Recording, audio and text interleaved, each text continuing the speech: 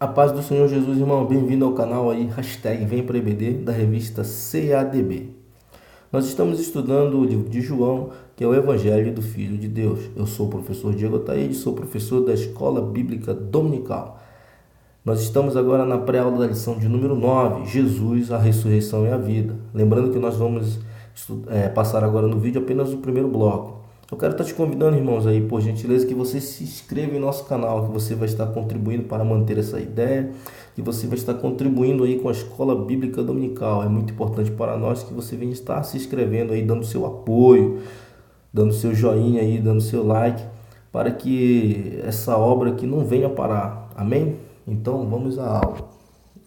O texto áureo, a verdade prática e a leitura bíblica em classe, nós vamos estar passando aqui para que o vídeo não fique muito grande, mas é de suma importância que você venha ler aí na sua classe, porque a lição ela é fundamentada, ela está pautada justamente nesses textos aí, tá bem? Então vamos à introdução.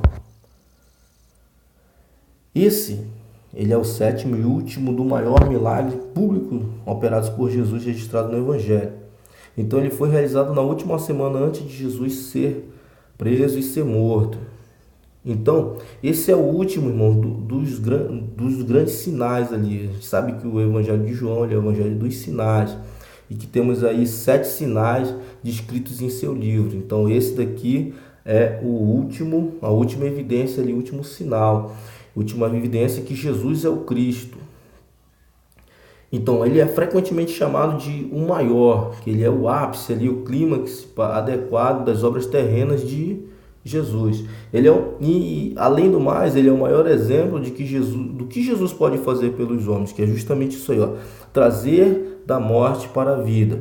Como Jesus nos ensinou, eu vim para que tenham vida e a tenham com abundância. Então, grave isso daí, ó. A maior dádiva, a maior graça de Jesus, que é trazer o homem da morte para a vida. Então, o bloco 1, a amizade com Jesus. Então, ó, no meio do deserto de hostilidades enfrentados por Jesus em Jerusalém, havia um oásis em Betânia, que esse oásis ele era a amizade de Marta, Maria e Lázaro. Então, logo aqui na introdução dessa narrativa aí do capítulo 11, vão se apresentar, na verdade, 3 personagens principais.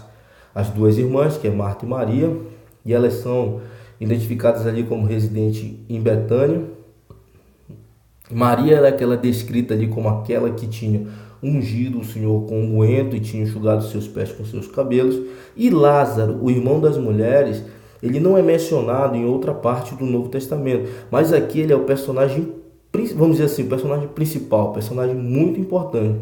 Embora ele seja um personagem passivo, mas ele é um fato de extrema importância destacar aqui o que? Que a doença de Lázaro, e que ela, na verdade, ela reflete a condição de todo homem que é separado de Deus, ou seja, a aflição e o pecado que é generalizado, que é universal em toda a raça humana, tem sempre o seu fim na morte.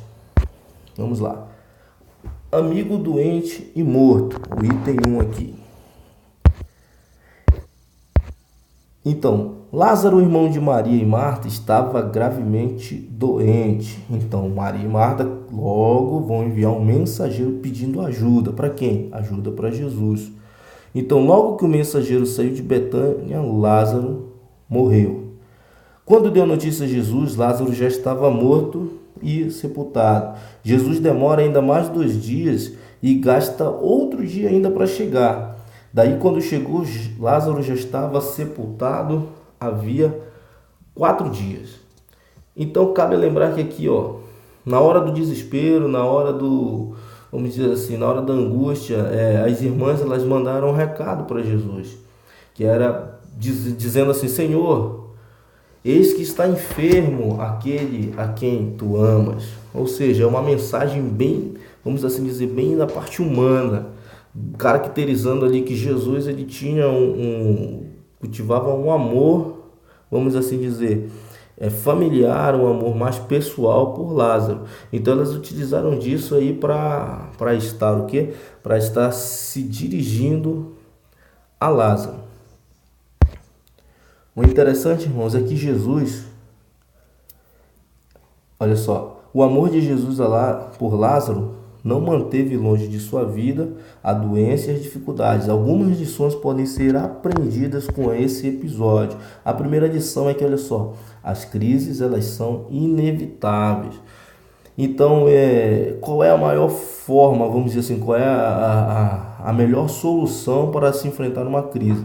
É justamente estar preparado para ela. Então, não espere, não espere que a sua vida seja um mar de rosas. Pelo contrário, procure se preparar para os problemas, para as aflições que eles virão. E aqui nesse caso, as crises ainda podem aumentar muito, porque começou com uma doença, uma enfermidade, foi se agravando, e aí foi se agravando, foi aumentando aquela enfermidade. Então começa assim, de repente começa com uma simples tempestade em nossas vidas, e depois essa tempestade vira um furacão, até que as crises, aqui o comentarista fala que causa angústia, ou seja, uma angústia mais profunda, que no caso foi a morte de Lázaro. Então a crise ela foi só aumentando, ela em nenhum momento ela diminuiu. Então o amor de Jesus ele não manteve longe Lázaro dessas dificuldades. Isso reflete a nossa condição humana, a nossa condição de que nós estamos aqui vivendo nesse mundo e que estamos sujeitos a morrermos, né? Então, Jesus, a ressurreição e a vida, o item 2. Vamos lá. O interessante, irmãos, aqui é que Jesus ele dá 3 respostas em uma única resposta. Vejamos, ele fala assim, a resposta de Jesus em 11:4 parece ser uma resposta enigmática.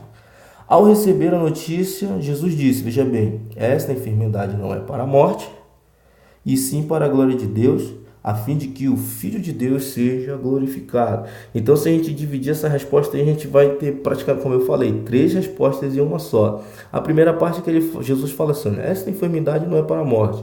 Então, essas palavras significou ali, elas queriam dizer para quem estava ouvindo ali, para os ouvintes, que a doença ela era temporária. Então, quem ouviu isso passou a entender assim, nossa, então já que não é para a morte, então Lázaro vai ficar bom.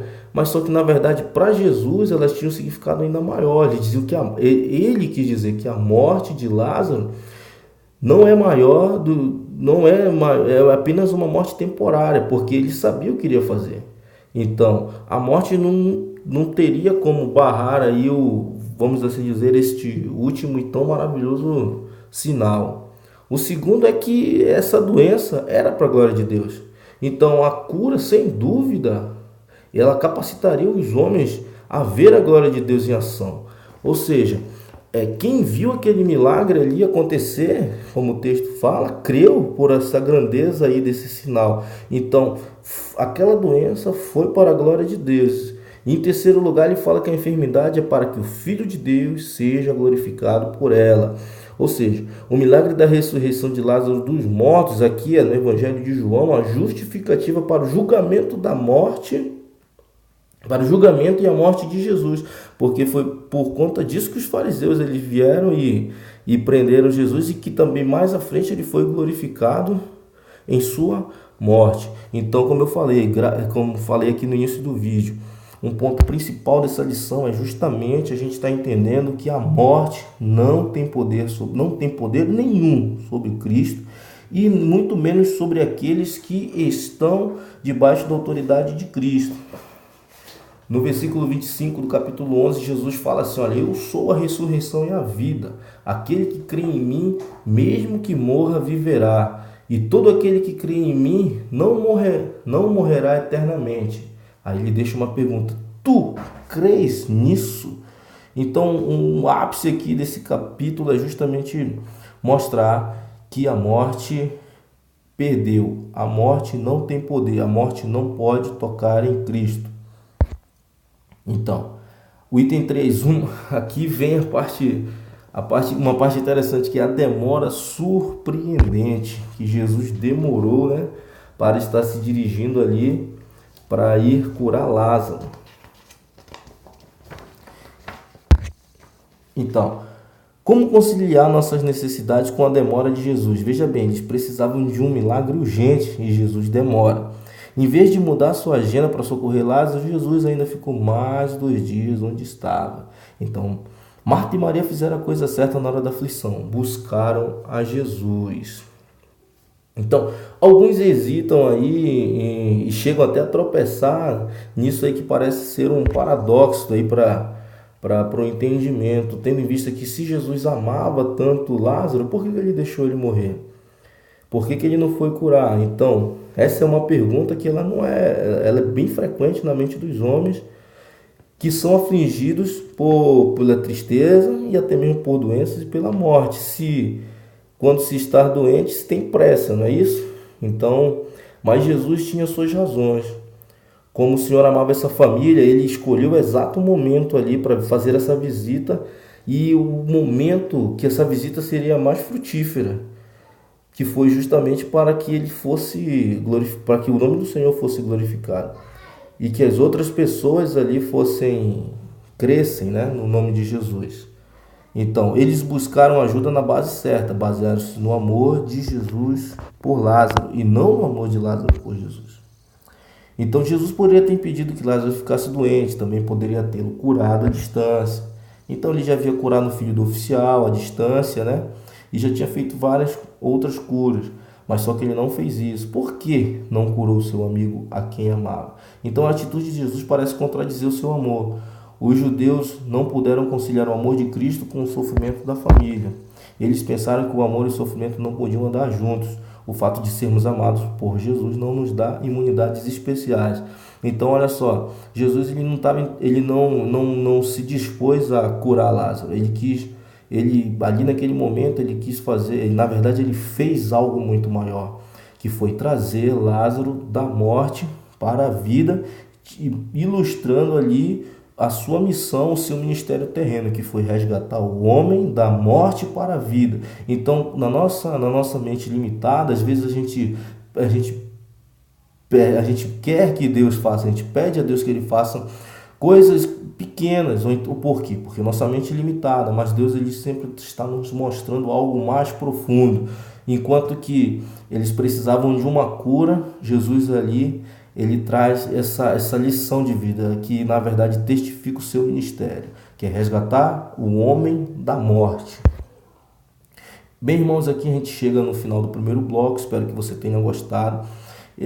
Gostaria de estar convidando você a estar comentando o vídeo, algum acréscimo aí, você queira comentar a aula, dizer alguma coisa que porventura passou despercebida aqui, vai ser muito bom para os outros professores que estejam visualizando aí a aula, possam ter esse subsídio da lição.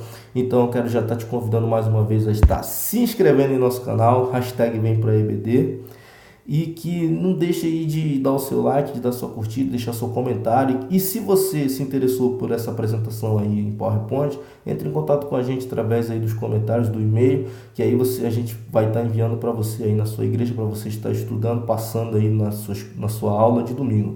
Eu sou o professor Diego Ataíde, sou professor da Escola Bíblica Dominical. Próxima aula, o bloco 2, a gente vai ver as atitudes de Marta, de Maria e de Jesus. Até o próximo vídeo. A paz do Senhor.